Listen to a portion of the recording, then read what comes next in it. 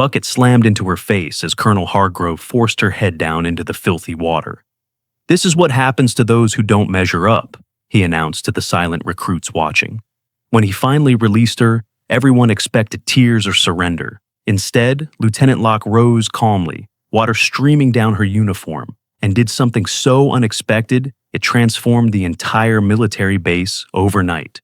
Her response changed military training forever. From which city in the world are you watching this video today? If this story resonates with you, please consider subscribing for more untold stories of remarkable courage. The morning fog clung to Camp Ridgeline like a shroud, obscuring the mountain peaks that gave the training facility its name. Lieutenant Embry Locke stood at the starting line of the confidence course, her fourth attempt this week. Around her, fellow recruits exchanged glances, some sympathetic, others smirking in anticipation of another failure. "Begin!" barked Sergeant Wexler, clicking his stopwatch with theatrical emphasis. Unlike her classmates who attacked each obstacle with brute force and adrenaline, Embry paused briefly before the first wall. Her eyes scanned the structure, calculating angles and identifying leverage points. She moved with precision rather than power, each motion deliberate and efficient. From his observation platform, Colonel Garrick Hargrove watched with thinly veiled disgust. A legend in 3 combat theaters, Hargrove had overseen the training of America's elite warriors for nearly 2 decades. His philosophy was simple: break them down completely, then rebuild them in the image of warriors who had come before. "Lieutenant Locke," he called out as she finally completed the course, front and center. Embry jogged to stand before him, maintaining perfect form despite her fatigue. Her face revealed nothing, a mask of military discipline. "Standards don't bend, Lieutenant," Hargrove's voice carried across the training yard, ensuring every recruit could hear. "The enemy won't wait while you analyze the perfect angle to climb a wall." "Yes, sir. Understood, sir." "Do you understand? Because your performance suggests otherwise." Hargrove circled her like a predator assessing prey. "Combat isn't a science experiment. It's about instinct and immediate action." "I'll improve, sir." "See that you do." The rest of your platoon completed this course an average of 2 minutes faster. In real combat, that's the difference between mission success and body bags. In the mess hall later that day, Embry sat alone at the end of a long table. Her food tray was arranged with geometric precision, each item carefully positioned and nothing touching. She ate methodically, taking measured bites while occasionally jotting notes in a small black notebook. "What's her deal?" muttered Recruit Aldridge to the group at the adjacent table. "It's like she's playing chess while the rest of us are in a boxing match." Recruit Wiley, more observant than most, shrugged. "Different doesn't mean wrong. She completed the course, didn't she?" "Barely," Aldridge scoffed. "Hargrove's going to break her. Just watch." "Not everyone breaks the same way," Wiley replied, studying Embry's isolated figure with growing curiosity. "Maybe she knows something we don't." The conversation halted as Captain Renner, Hargrove's second-in-command, entered the mess. Unlike the colonel, Renner moved with quiet authority rather than intimidation. He paused briefly at Embry's table, noticing her organized tray and notebook. "Lieutenant," he acknowledged with a nod before continuing to the officers' section. That night during barracks inspection, the platoon stood at rigid attention beside their bunks. Colonel Hargrove moved down the line, finding fault with minute details, his standards impossibly high. When he reached Embry's bunk, he paused longer than necessary. The bed appeared immaculate to everyone else, hospital corners crisp, blanket taut enough to bounce a quarter. Hargrove ran a white-gloved finger along the frame, then produced a small measuring tool from his pocket. "Lieutenant Locke, your corners are 2 millimeters off regulation. Unacceptable." A muscle in Embry's jaw tightened, but her expression remained neutral. "Yes, sir. I'll correct it immediately." "Indeed you will, and since attention to detail is a team responsibility, the entire platoon will perform incentive training while you make these corrections." Groans were stifled as quickly as they formed. Everyone knew what incentive training meant. Outside, now, full gear. For the next hour, the platoon performed grueling exercises in the rain, while Embry remade her bunk repeatedly, each attempt deemed still wrong by Hargrove. By the time he finally dismissed them, everyone was soaked and exhausted, several recruits shooting venomous glances in Embry's direction. Later, as the exhausted platoon prepared for lights out, Wiley noticed Embry sketching in her notebook. He caught glimpses of complex diagrams, mathematical formulas, and what appeared to be some kind of advanced physics or engineering calculations. "What are you working on?" he asked, approaching her bunk. She closed the notebook immediately. "Just working through some thoughts. Those didn't look like typical field notes." "They're not," she admitted. "But they help me process." "Process what?" "Patterns, problems, solutions." She tucked the notebook under her pillow. "Everyone has their methods." Before he could inquire further, the lights cut out, plunging the barracks into darkness. Wiley returned to his bunk, more intrigued than ever. Day 18 of training brought steady rain and deteriorating conditions. The morning began with a 5-mile run in full gear, followed by weapons drills in mud, so thick it threatened to swallow boots whole. By midday, the recruits were directed to the pit, a training arena specially designed to break candidates, physically and mentally. Colonel Hargrove stood under a shelter, dry and imposing, as he outlined the afternoon's challenge. "The objective is simple: cross the mud pit, retrieve the flag, and return. Standard procedure is to use the high-step method to maintain momentum. Begin on my mark." Embry studied the pit with careful attention. When her turn came, instead of using the prescribed high-step method, she approached at an angle, using the sloped side to slide and maintain momentum through the thickest section. The technique conserved energy while achieving the same result, getting her across faster than several stronger recruits. Hargrove immediately pulled her aside, rain streaming down his hardened features. "That's not the standard method, Lieutenant. It achieved the objective, sir. The objective is to follow established protocols." He raised his voice for all to hear. "Combat isn't a science experiment, Locke. It's about grit and instinct, neither of which you seem to possess." He ordered her to repeat the obstacle the standard way, until exhaustion nearly caused her to collapse. The other recruits watched uncomfortably as she forced herself through the mud again and again, her innovative approach punished rather than rewarded. "She got the flag faster than half the platoon," Wiley whispered to Aldridge. "Doesn't matter. Hargrove wants soldiers, not inventors." In the showers that evening, rumors circulated about Embry's background and how she'd been admitted to the program. Some claimed political connections. Others suggested she was part of a publicity stunt to promote diversity. "I heard she washed out of 3 other programs before coming here," Aldridge said loudly enough for everyone to hear. "That's not true," Wiley countered. "Look at how she moves, how she thinks. There's something else going on." "Yeah, she thinks she's better than the rest of us. Did you see how she organized her footlocker? Everything labeled and arranged by size and function? Who does that?" "Someone with a system," Wiley replied. "Maybe someone who sees things differently." The next major challenge came 2 days later during a tactical exercise. The platoon was divided into fire teams and given coordinates for a series of objectives in dense forest terrain. A storm had moved in, reducing visibility and rendering standard navigation techniques nearly useless. Embry's team, which included both Wiley and Aldridge, became hopelessly lost after the first checkpoint. As morale collapsed and arguments broke out, Embry quietly pulled out her notebook and made rapid calculations based on wind direction, moss patterns, and star positions barely visible through breaks in the clouds. "This way," she said quietly, pointing to what seemed like an arbitrary direction. "And why should we listen to you?" Aldridge demanded. "Your methods haven't exactly impressed the colonel." "Because I can get us there," she replied simply. "The storm is affecting visibility, but not the underlying topography. If we follow this drainage pattern and adjust for magnetic variation, considering our elevation, we'll intersect with the next waypoint." "That sounds like nonsense." "It's actually basic applied physics," she countered, "but we can keep walking in circles if you prefer."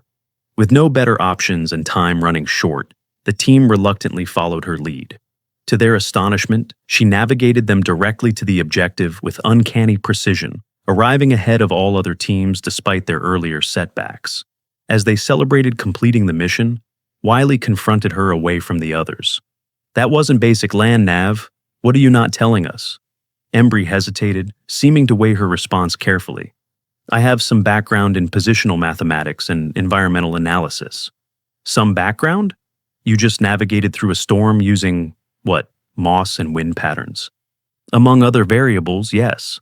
"Who are you, really?" Before she could respond, Colonel Hargrove approached, his expression thunderous. He'd received reports about Embry's unorthodox solution and was clearly displeased despite their success. Lieutenant Locke, a word. His tone left no room for refusal. As she followed Hargrove away from the group, Wiley noticed Captain Renner watching the interaction with an unreadable expression. "There are no shortcuts in my program, Locke," Hargrove said, his voice dangerously quiet but still audible to those nearby. "Tomorrow's exercise will determine if you belong here at all." The rest of the platoon exchanged uneasy glances. They had all seen that look in Hargrove's eyes before. Someone was about to be made an example of, and from the colonel's tone, Embry's innovative approach had just painted a target on her back. That night in the barracks, an unusual tension permeated the air. Several recruits who had previously ignored Embry now approached her bunk, offering quiet words of encouragement, or simply acknowledging her presence in silent solidarity. Whatever Hargrove had planned for tomorrow, it was clear the dynamics within the platoon were shifting.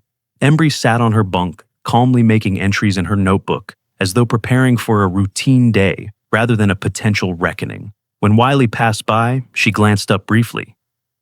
"Whatever happens tomorrow," she said quietly, "observe carefully. There's always more than one solution to any problem." Dawn broke with an ominous clarity over Camp Ridgeline. The storm had passed, leaving behind a crystalline sky that offered no cloud cover from the morning sun or the scrutiny of Colonel Hargrove. "Formation 0600, the announcement came through the barrack speakers, rousing recruits from fitful sleep. Embry was already awake, her gear prepared with methodical precision. She sat perfectly still on her bunk, neither anxious nor resigned, but focused with unusual intensity.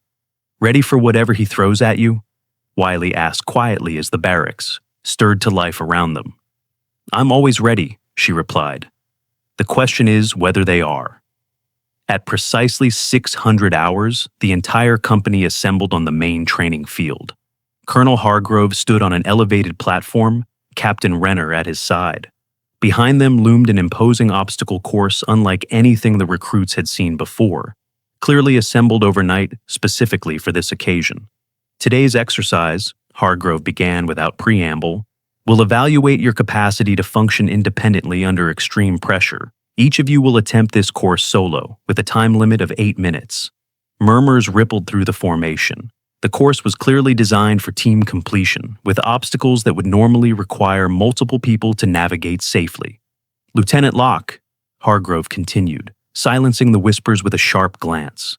"Since you've demonstrated such unique problem-solving abilities, you'll demonstrate for the company." It wasn't a request.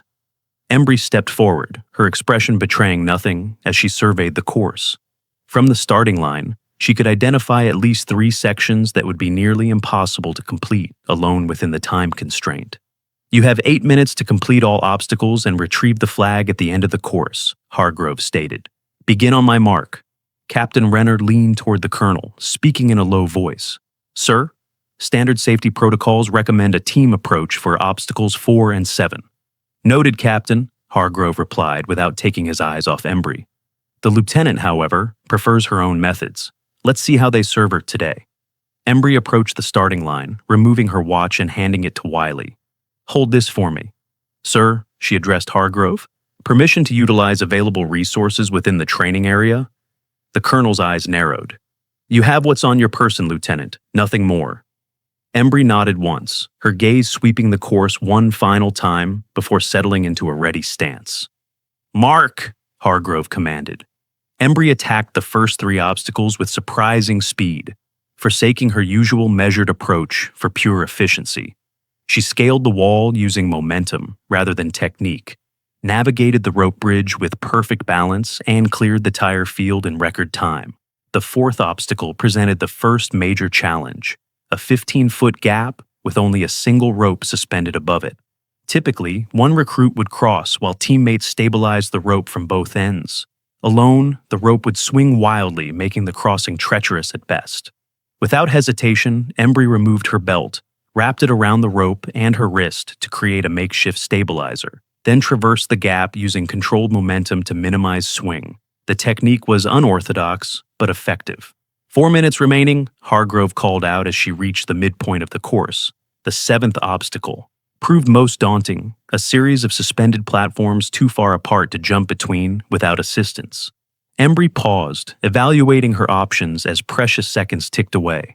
Then, in a move that drew gasps from observers, she deliberately collapsed the first platform, creating a domino effect that brought the remaining platforms down to navigable angles.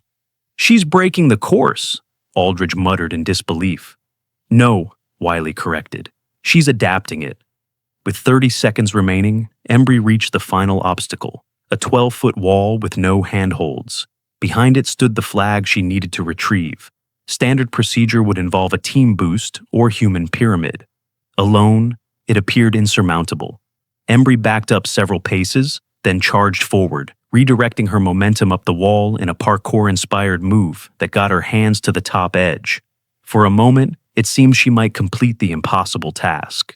Then, her grip faltered. She slid back to ground level as the final seconds elapsed. "Time," Hargrove announced with unconcealed satisfaction. "Failure to complete the course within parameters." Embry stood at attention, breathing controlled despite her exertion. "Sir, with respect, several of these obstacles are designated as team challenges in the training manual." "Wars aren't won by excuses, Lieutenant," Hargrove replied. "When you're the last one standing, you don't get to call for help." He turned to address the assembled company. "Gather around. Today you'll witness what happens to those who don't measure up." The recruits formed a circle as ordered, an undercurrent of discomfort evident in their posture. This went beyond standard training, beyond even Hargrove's usual tactics. From behind the platform, Sergeant Wexler produced a large metal bucket filled with stagnant water, mud, and debris from the training ground. Its foul odor reached the front row of recruits, several of whom instinctively recoiled.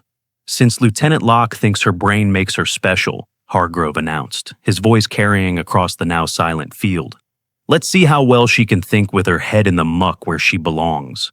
Without warning, Hargrove grabbed Embry by the back of the neck and forced her head down into the bucket.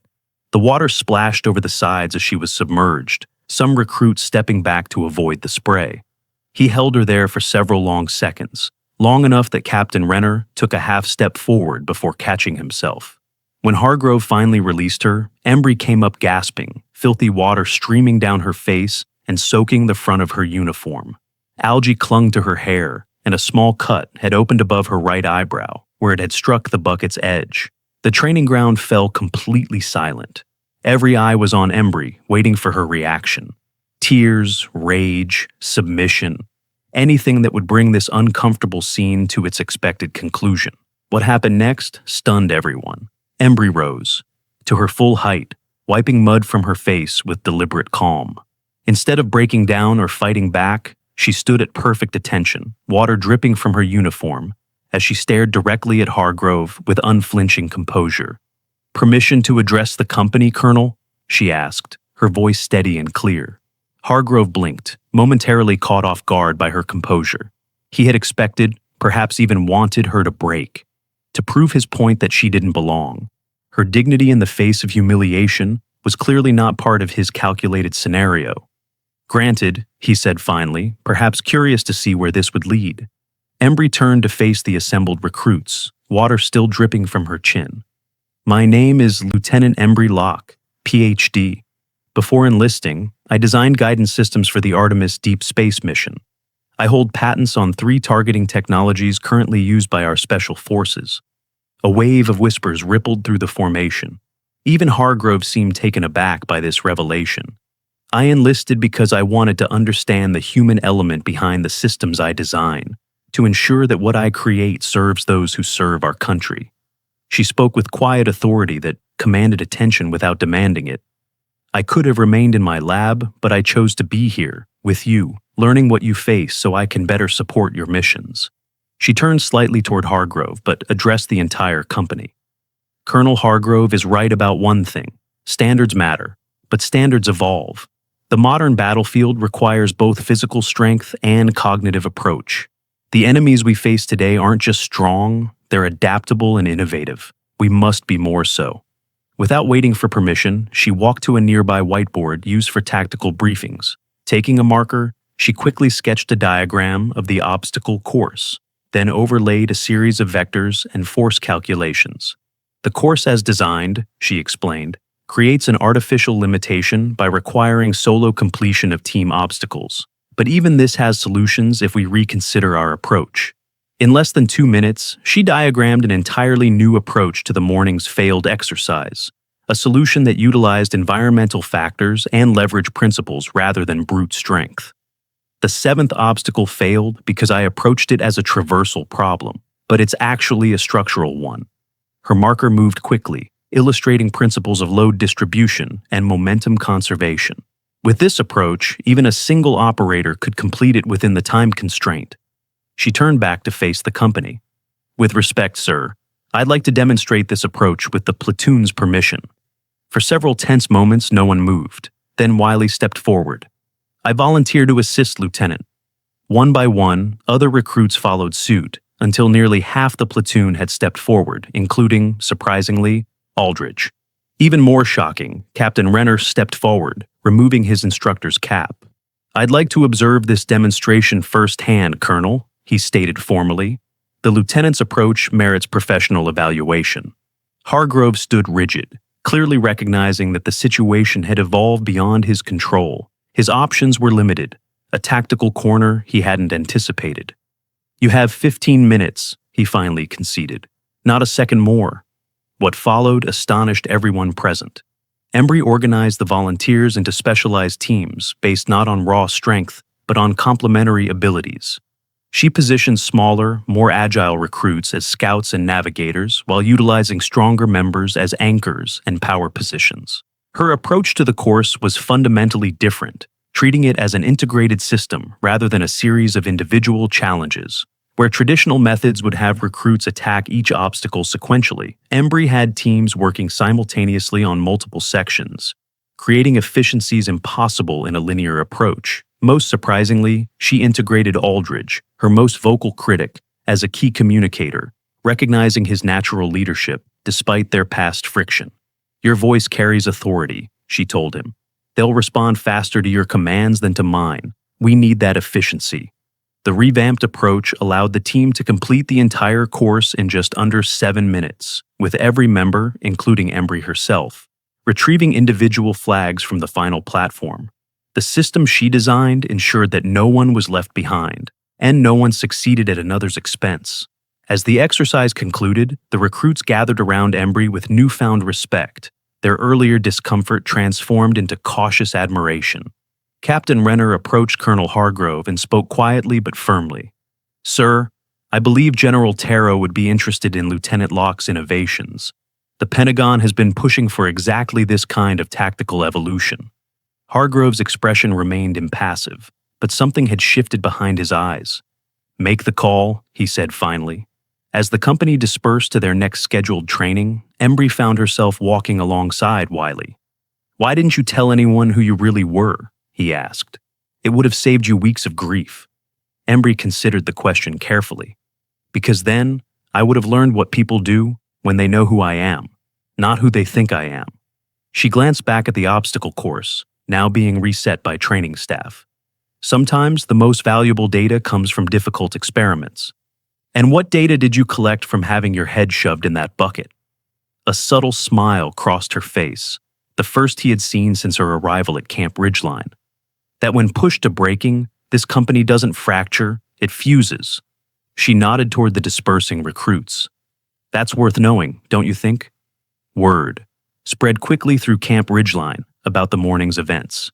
By evening mess, the story had evolved into something approaching legend, with each retelling adding new details and emphasis. What remained consistent was the central image, Lieutenant Embry Locke rising from humiliation with quiet dignity, then proceeding to transform failure into unprecedented success.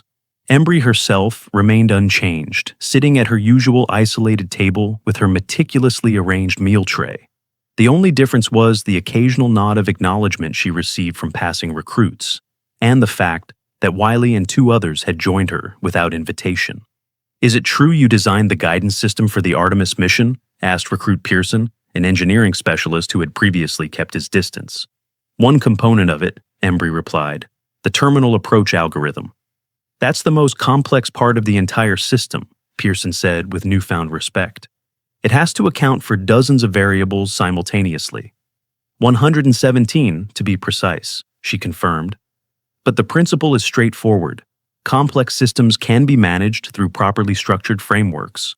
Like what you did with the obstacle course this morning, Wiley observed. Exactly. The course wasn't the problem. The approach was.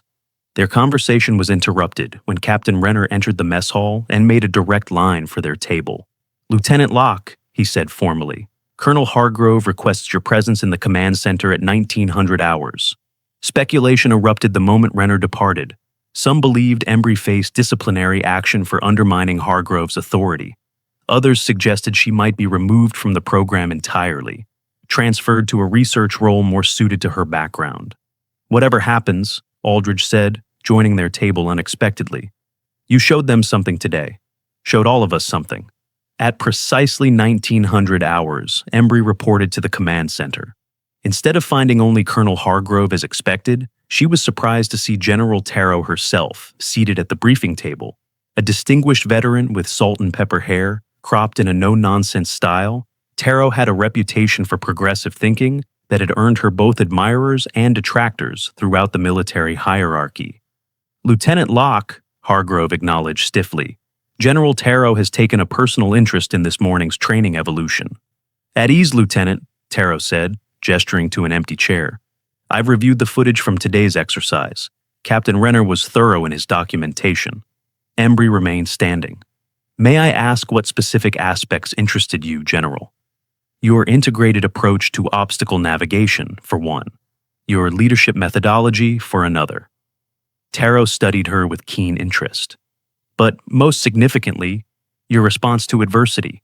Not many officers could maintain their composure after the treatment you received."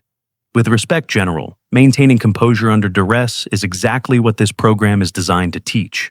"Indeed it is," Tarot agreed. "Though Colonel Hargrove's methods are occasionally more traditional than current best practices recommend." Hargrove shifted uncomfortably, but remained silent. "Tell me, Lieutenant," Tarot continued, "why did you leave a prestigious position designing mission-critical systems to enlist as a line officer? Your file indicates you could have entered service as a technical specialist with a much higher rank." "Systems are only as good as their implementation, General. I wanted to understand the human element directly, not just through simulations and field reports." "And has your experience here provided that understanding?"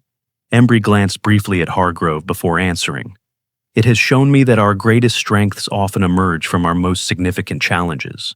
Traditional training cultivates traditional responses. Evolution requires disruption." "Well put," Tarot nodded appreciatively. "Colonel Hargrove and I have been discussing the future of special operations training in light of today's demonstration. The Pentagon has been pushing for exactly this kind of tactical evolution for some time." For the next hour, they discussed Embry's background, her observations about the training program, and her ideas for integrating cognitive approaches with physical training. Throughout the conversation, Hargrove remained largely silent, his expression unreadable. As the meeting concluded, General Tarot made a surprising announcement. "I'm establishing a new initiative at Camp Ridgeline. The Integrated Tactical Development Unit will explore innovative approaches to special operations training with an emphasis on combining cognitive and physical methodologies." She turned to Embry. "Lieutenant Locke, I'd like you to serve as the program's technical advisor. Your unique perspective bridges the gap between theoretical understanding and practical application." "Thank you, General. I'm honored by your confidence." "Colonel Hargrove will remain camp commander, of course," Tarot continued, "with overall responsibility for training standards and outcomes." This was clearly news to Hargrove, whose surprise briefly showed before he masked it with military discipline. "I serve at the General's discretion," he said formally. "Excellent. I expect both of you to work together despite your different approaches. The future of our operational readiness depends on it." Tarot stood, signaling the end of the meeting. "I'll return in 1 week for a formal announcement to the entire base. Until then, continue training as scheduled." After Tarot's departure, an awkward silence fell between Embry and Hargrove. Finally, the colonel spoke. "You've made quite an impression, Lieutenant. Not many officers receive a general's personal attention 5 weeks into basic training." "That wasn't my intention, sir." "Intentions rarely matter as much as outcomes." Hargrove's tone was measured, professional. Report to my office at 0700 tomorrow. We have much to discuss regarding this new initiative. 1 week later, the entire personnel of Camp Ridgeline assembled on the parade ground. The morning sun gleamed off polished brass and pressed uniforms as General Taro addressed them from a small stage erected for the occasion. Adaptability has always been the true hallmark of elite warriors, Taro began, her voice carrying across the silent formation. From ancient times to modern conflicts, those who prevail are those who evolve. Today we recognize that the future of military excellence lies in embracing diverse approaches to problem solving. She outlined the establishment of the Integrated Tactical Development Unit, explaining how it would work alongside traditional training methods to create a more comprehensive approach to warrior development. Lieutenant Embry Locke, Taro called out, front and center. Embry marched forward with precision, stopping at perfect attention before the general. To the surprise of many, she had forsaken the laboratory credentials that might have earned her special treatment, instead embracing her identity as a line officer. For exceptional innovation in tactical training and demonstrating extraordinary composure under adverse conditions, I present you with this commendation. Taro pinned a medal to Embry's uniform. Your contributions will help shape the future of our fighting forces. The assembled troops applauded with military restraint, though the enthusiasm behind their controlled response was evident. Then, in a moment that stunned the assembly, Colonel Hargrove stepped forward from his position on the stage and rendered a perfect salute to Embry. Lieutenant Locke, he said, his voice carrying across the now silent parade ground, I owe you an apology. Old dogs can learn new tricks, but sometimes we require forceful instruction. He turned to address the company, his posture reflecting the same unyielding discipline he had always demanded from others. I've spent 30 years building warriors based on a model that served its time. Lieutenant Locke has shown me that the next generation of excellence will look different, and that's not weakness, but evolution. A murmur of astonishment rippled through the ranks. Colonel Hargrove was legendary for many things, but humility had never been among them.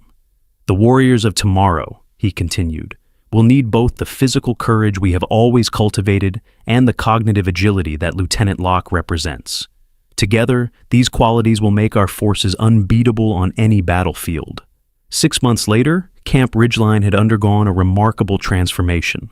The training facility had been reorganized around Embry's integrated approach, with new courses designed to challenge both body and mind, simultaneously. Physical training remained rigorous but was now complemented by tactical problem-solving and team dynamics exercises. Colonel Hargrove, rather than resisting the changes or retiring in the face of new methodologies, had become an unexpected advocate for the integrated approach. His experience and authority, combined with Embry's innovative perspective, created a powerful partnership that attracted attention throughout the military establishment. On a clear autumn morning, Embry stood observing a new batch of recruits navigating a redesigned obstacle course. Instead of tackling challenges sequentially as individuals, they moved as coordinated teams, communicating constantly and adapting to changing conditions introduced by training staff. Impressive progress, remarked Captain Renner, now serving as chief instructor for the Integrated Tactical Development Unit. Completion rates up 60%, injury rates down by half. And retention? Embry asked. Highest in program history. Turns out people perform better when they're challenged rather than broken. Among the new recruits was a young woman who, like Embry, approached problems differently than her peers. While others relied primarily on physical strength or endurance, she consistently found innovative solutions that maximized efficiency and minimized risk. During a break in training, she approached Embry with barely contained curiosity. Lieutenant Locke, may I ask you something? Of course, recruit Addison. How did you find the courage that day? With Colonel Hargrove in the bucket, I mean. Everyone's heard the story, but no one really explains how you did it. Embry considered the question carefully. It wasn't courage so much as certainty. When you know who you are and what you bring to the mission, it's not about proving anything to others. It's about honoring your unique contribution. Addison nodded thoughtfully. I've always approached problems differently. Before coming here, I worried that would be a liability. Different isn't deficient, Embry assured her. The military needs diverse thinking now more than ever. Colonel Hargrove, overhearing the conversation as he conducted his morning inspection, added his perspective. The strongest warriors aren't always the loudest or the most obvious. Sometimes they're the ones quietly calculating while everyone else is shouting. He nodded respectfully to Embry before continuing his rounds, a gesture that would have been unthinkable 6 months earlier. Later that evening, Embry passed the entrance to Camp Ridgeline, where her original notebook was now displayed in a glass case. It was open to the page where she first sketched her integrated tactical approach, the same page she had been working on the night Wiley had questioned her. As she paused to look at it, Wiley, now an instructor himself, joined her. "You know, they've started calling it the lock method," he said with a hint of amusement. "There are rumors that Special Forces is adopting elements of your approach." "It was never about creating a method named after me," she replied. "It was about making sure every recruit has the opportunity to contribute in their own way." "Well, it's working. I had a recruit yesterday who couldn't manage the physical requirements for the infiltration exercise. Instead of washing him out, we discovered he has an exceptional talent for pattern recognition. He identified vulnerabilities no one else noticed." Embry smiled. "That's exactly the point. Excellence doesn't always wear the same face." In her office, photographs documented the evolution of Camp Ridgeline, from the rigid one-size-fits-all approach of the past to the dynamic, integrated methodology of the present. The most prominent image showed Embry and Colonel Hargrove standing side by side at the graduation ceremony for the first class trained under the new program. Despite their difficult beginning, they had forged an unlikely alliance based on mutual respect and a shared commitment to excellence. What began as a moment of public humiliation had transformed into a catalyst for institutional change, proving that sometimes the most powerful response to adversity isn't retaliation, but innovation.